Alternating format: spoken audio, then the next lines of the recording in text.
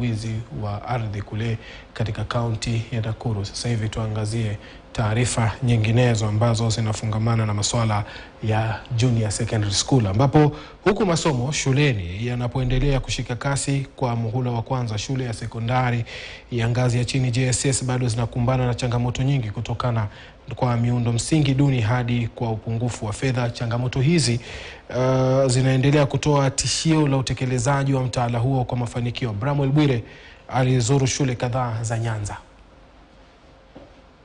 Katika kaunti ya Kisumu, utekelezwaji wa kufanikisha mtaala wa elimu wa CBC haswa katika shule za sekondari ngazi ya chini bado wakabiliwa na vikwazo ambavyo vinawaathiri wanafunzi na walimu kwa hatua sawa.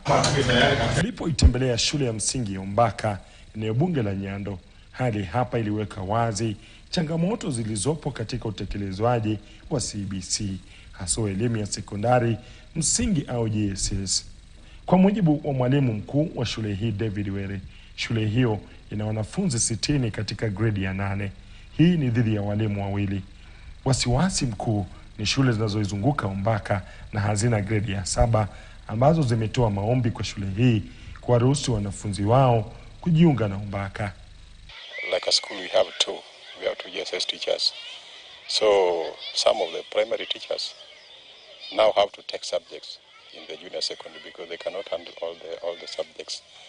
Then the issue of infrastructure, things like laboratory, things like computer lab, home science room, those ones are also a challenge because we should have them for CBC to succeed the way it is. Yes. Vile shule hiyo iliyopo katika eneo linalokumbwa na mafuriko ya kila mara linakabiliwa na changamoto ya miundo misingi kama madarasa na maabara ambayo ni mahitaji kwa mpango wa CBC. Hali ni nafuu katika shule ya Zaverian iliyopo jijini Kisumu. Hapa kuna madarasa yenye nafasi na tayari kumenunuliwa vifaa vyote muhimu vya wanafunzi wa JSS.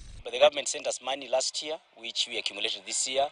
I bought the books at the end of the year. In fact, I'll show you in a short while the books that we bought, and we received them yesterday. We want to just distribute them. We are waiting for the learners to give them. We bought enough laboratory equipment that can be used for the learners can share, because the teachers can use them to share as we wait to program with our parents so that we have a school laboratory room. But so far, I think in terms of resources, we are not complaining as a school. The government has given us funds, though not enough, but I'm sure it has helped us to meet what we want to do as a school. Hali katika shule mbalimbali za binafsi ndani ya jiji la Kisumu inaonyesha wazi tofauti kati ya maandalizi na jinsi baadhi ya wanafunzi watakavyokuwa na mazingira bora ya masomo kuliko wanafunzi katika shule za umma. Shule ya Sitam iliyopo Kisumu ni moja yazo. Kila kitu kinaonekana kupangwa vizuri, kuanzia kwa walimu hadi miundo misingi. Wanakiri kuwa CBC kisimamiwa vizuri itakuwa mfumo bora wa elimu.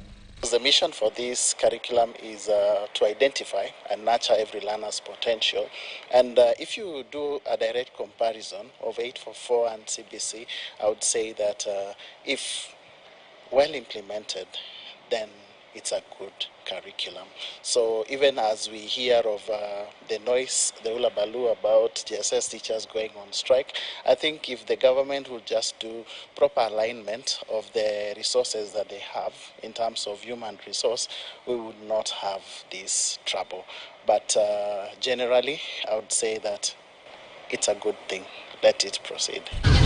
Licha ya changamoto hizi,